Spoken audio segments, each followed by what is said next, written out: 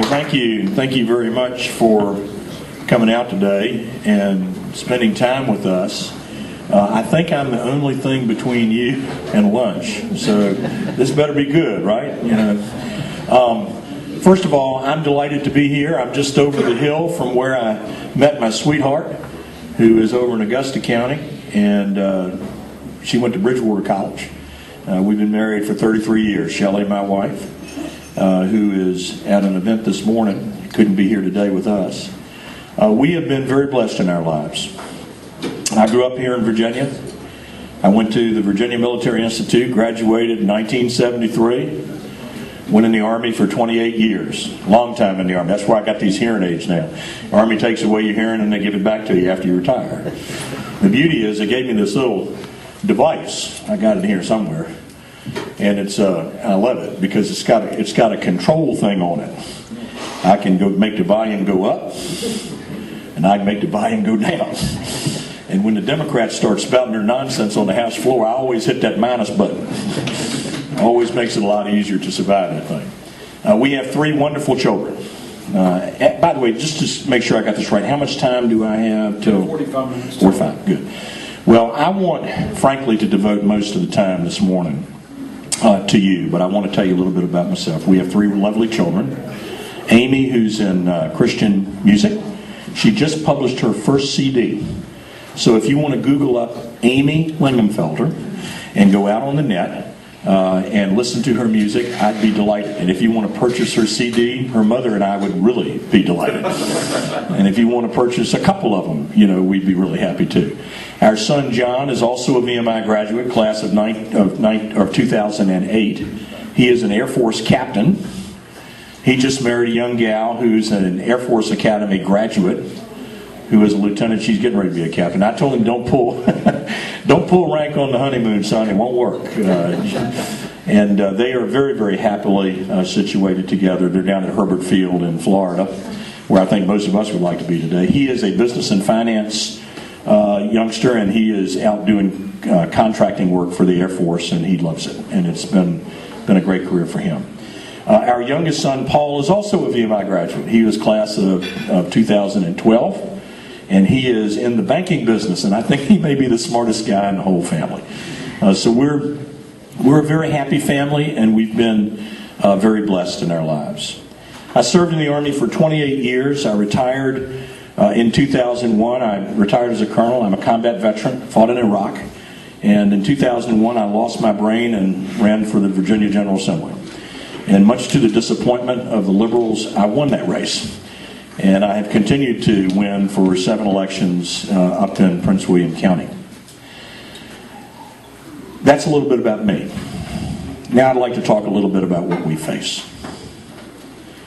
2013 is going to be a very important year. I think most of you would agree with me that last year was a bitter defeat. We are led by a government and a president who is not putting the best interest of the nation first. We are led by people who believe that in many ways the Constitution has become irrelevant. We are led by people who somehow believe that if you strap mountains of debt to the back of our children, that somehow we'll be a greater nation. This is utter, palpable nonsense. And the whole nation is going to be looking at Virginia in November of 2013. Why? Because we, along with New Jersey, are one of only 2 states in the nation that have elections this year. Some people don't realize that. Only 2 states. The entire attention of the nation is going to be focused on us.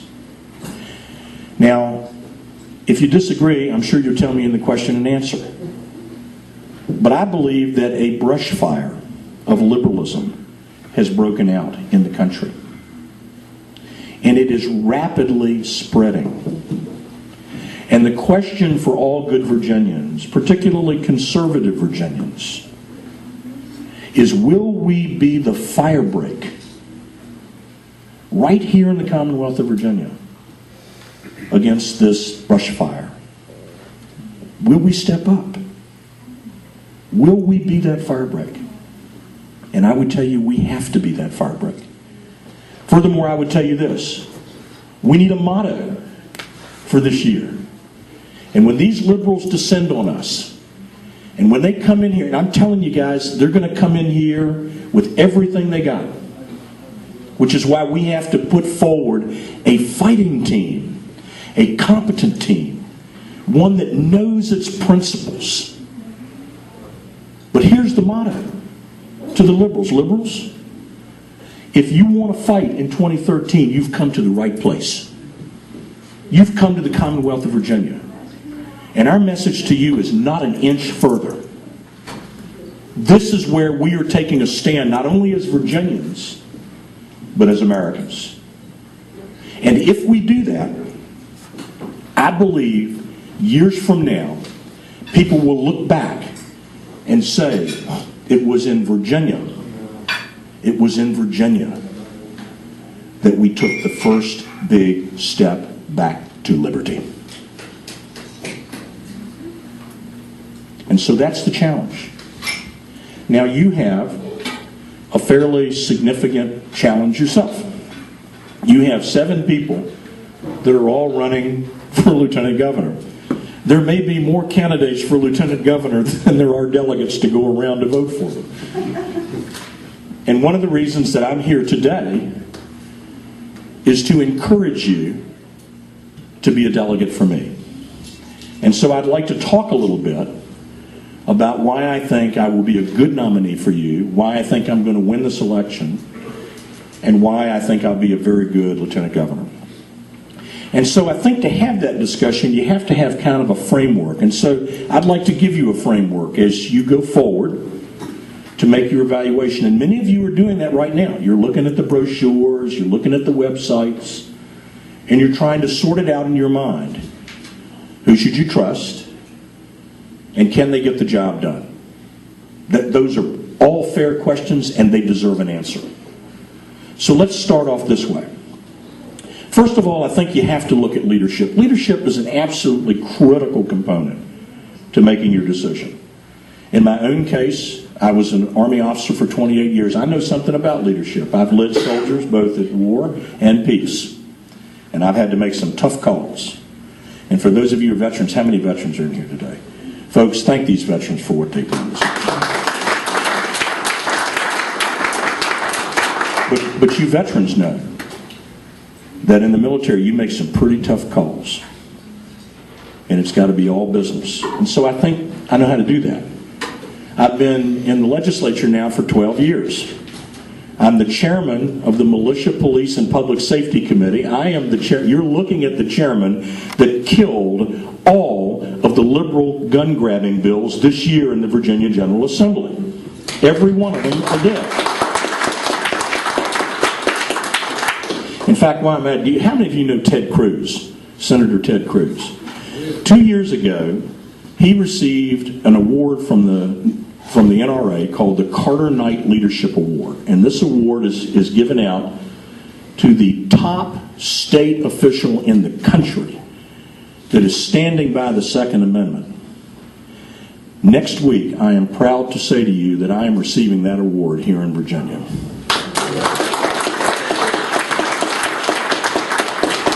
We're very excited about that, by the way. So I think it's a leadership piece. And you really have to look at that. And I want to suggest to you that if you ask me to do it, I know how to lead. And I know how to make the tough call. The second criteria, if you will, is authentic conservatism. Everybody will tell you that they're a conservative. Everybody will tell you that they're a conservative. Especially rhinos. Oh, yeah. In 4-part harmony, I might add. But I think you have to look and ask yourself, what does it mean to be an authentic conservative? And the only way to do that is to actually look behind what the person says. In my own case, I have an A+ from the NRA, and I'm the only candidate in this race for Lieutenant Governor with an A+.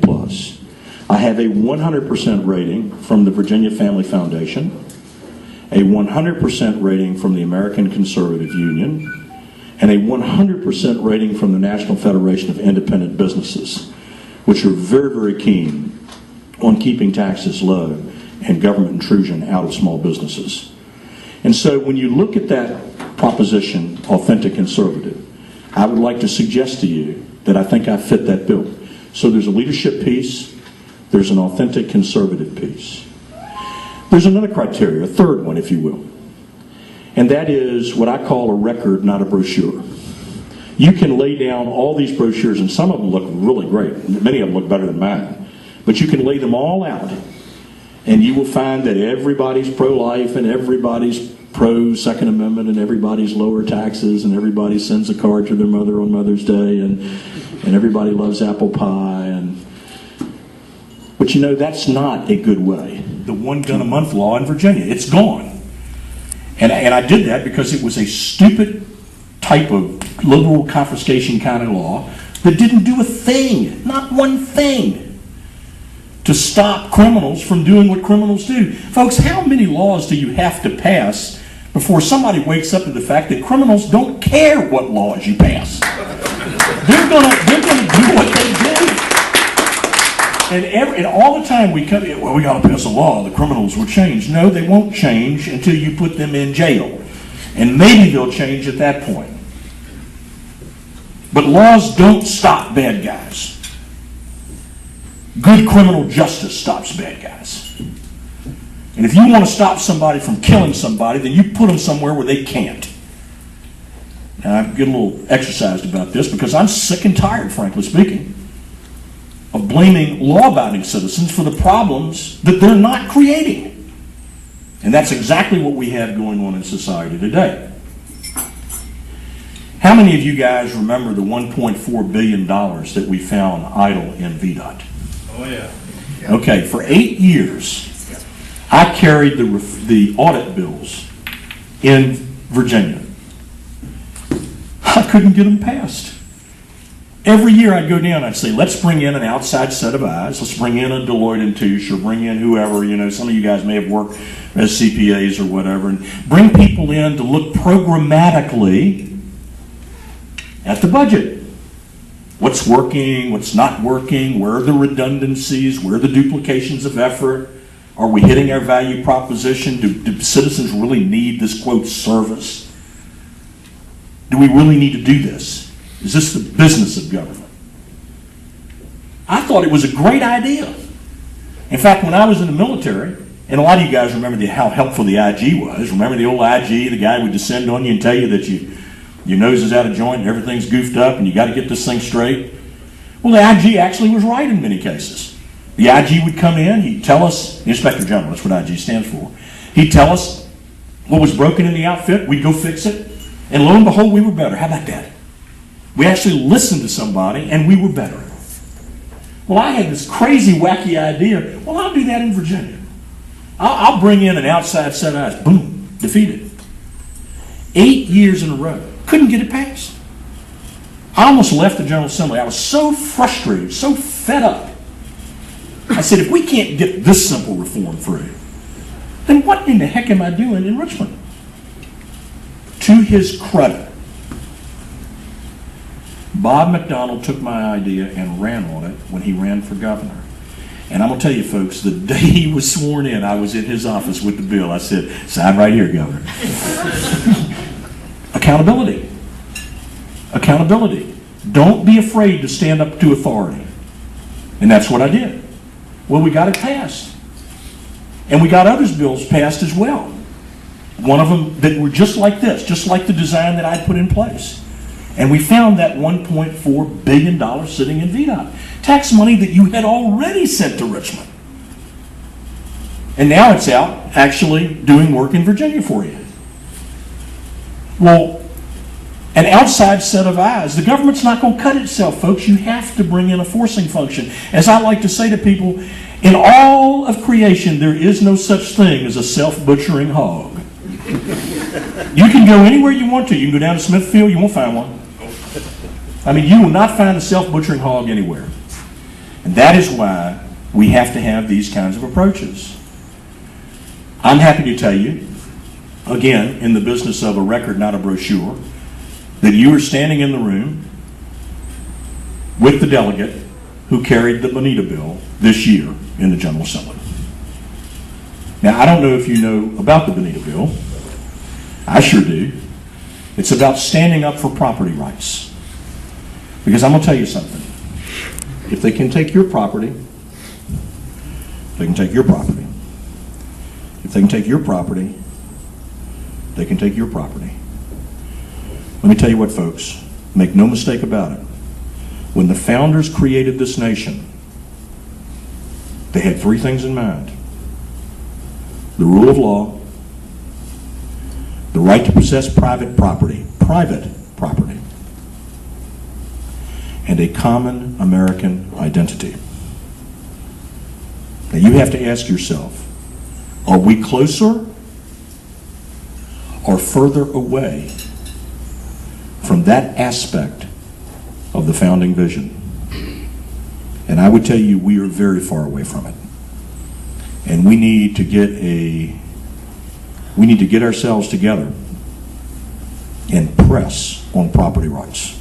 Because I'm going to tell you something right now. A lot of people say it's goofy and, oh gosh, he was more conspiracy theft. Let me tell you right now. There have been legitimate discussions about your 401ks at the federal level. And let me tell you something, folks. Don't make any mistake about it. None at all. The green stuff in this little thing is your property. It's not currency that the government allows you to have. It is your property. And when people remember that their money is their property as well, then we'll have the true tax revolt in this country that we need. Make no mistake about it. And so I would encourage you to look at my record. And I think that you'll find that there's some pretty tall things that sit behind my actual record of achievement. So there's leadership, there's authentic conservatism, and then there's a record, not a brochure. The last and fourth criteria that I would suggest to you that you use as you evaluate all of us is electability. Now you hear people say electability, and I've got a slightly different take on this. I have won in a swing district in Northern Virginia as a staunch conservative. And I've had people come up to me every year, well, Lingamfelter can't win re-election up in Prince William. It's too moderate, too whatever it is. Double digits, 7 elections in a row. My first election, I got 53% in a 3-way primary. You know how I did that? Hard work, and I never wavered on my conservative views. You see, I think sometimes conservatives and others play a trick on themselves. They think that somehow they have to run away from their conservatism to be successful. It is exactly the opposite. A lot of people will tell you that we have to appeal to this group and that group and this age and this. And folks, it is true that we have to appeal to all of our voters. But make no mistake about it, the way you do that is the way Ronald Reagan did it. He led with his principles. He led with his beliefs. He led with his example. He led with his vision. And I doubt very seriously that anybody can argue that the Reagan years were the high water mark of movement conservatism in this country. How many of you considered yourself to be movement conservatives? You bet you were. And Ronald Reagan inspired you. I could tell you, I was a captain in the Army when he was elected. I remember the Carter years. Equipment that wouldn't run, no spare parts, hollow Army. I remember that. And when Ronald Reagan took over as president, let me tell you what, remember the Iranian hostage thing? Let me tell you what, those Iranians got those people out of that country real fast because they knew Ronald Reagan would turn them into a parking lot. Now, I'm being a little facetious there. He inspired respect from day one. And folks, if I have a criticism of my party, and many of you in the Republican Party, I know, share this, if I have a significant criticism, is we have not led with a vision and we have not stood for our principles. Amen. And I'm going to tell you something, folks. Remember what I said on the front end. If you're looking for a fight, you've come to the right place. And that's the kind of campaign I'm going to run in November. Make no mistake about it. I don't think you have to scream and holler. I don't think you have to throw yourself on the ground. But I think you need very clear, very firm, very determined, principle-based leadership. And when we get it, we're going to win. And that's going to surprise a lot of people. What do the Republicans do? Well, they kind of found their principles and they decided to follow them. So I think it's important to understand when we talk about electability, it's not just getting votes. It's actually leading in a way that people are inspired to the greatness that can be here in Virginia and the nation. So, leadership, authentic conservatism, a record, not a brochure, and electability. I would suggest to you that that's a good matrix. Now, I want to conclude so we can use the rest of the time for questions. The issue of our age is liberty. And if you don't believe that, then I would respectfully suggest you have been asleep for a very long time. Liberty. In 1843, a young Massachusetts scholar was doing research on the surviving members of the Revolutionary War. And this young scholar came upon a gentleman 71 years his elder, 91-year-old Captain Levi Preston. And he went to Captain Preston and he said to him, "So, you went out to fight." And the old boy rose himself to his full stature and didn't say anything. And then the scholar said, "Well, you were oppressed. And you went out to fight oppressions." And the old boy said, "We weren't oppressed." He says, "Well, what about the Stamp Act? Surely you were angry about the Stamp Act." He said, "Never paid a penny for one." "Well, the tea tax. You must have been upset about that. The tea tax made you mad, right?"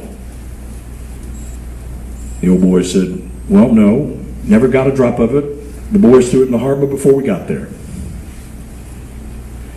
So he said, "Well, what about Harrington and Locke and Sidney and the great writers on freedom? You read those books. You were inspired by them. And that's what caused you to go out to fight, right?"